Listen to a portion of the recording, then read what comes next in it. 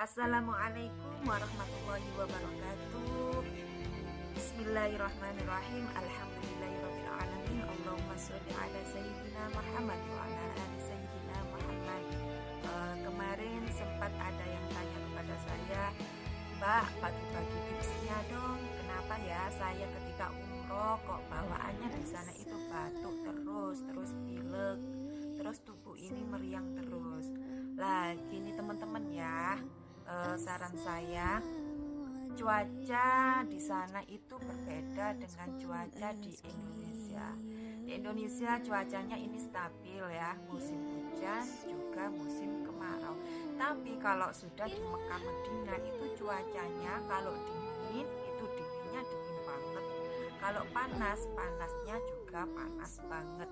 Jadi kita di sana itu usahain bisa menjaga kondisi tubuh kita ya. Jangan sampai kita itu sakit, jangan sampai kita itu meriang, batuk, pilek. Nah, saran saya yang pertama yaitu ketika di sana usahakan kita kalau minum air zam-zam ke masjid, minum air zam-zam itu ambil air zam-zam yang tulisannya not cool.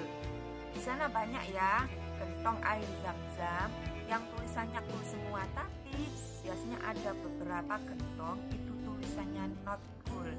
Jadi kita usahakan minum air zam-zam yang tulisannya not cool karena tubuh kita ini sedang panas ya. Jadi kalau panas kita minum air zam-zam yang dingin maka kita akan meriang. Kalau kita nggak kuat itu kita akan meriang, ngedrop, batuk, pilek itu ya teman-teman.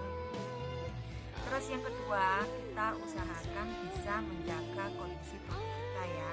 Makan makanannya juga harus rutin ya.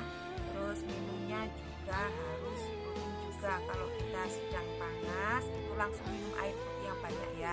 Misalkan minum air zam-zam karena di sana itu tempatnya tempat air zam-zam.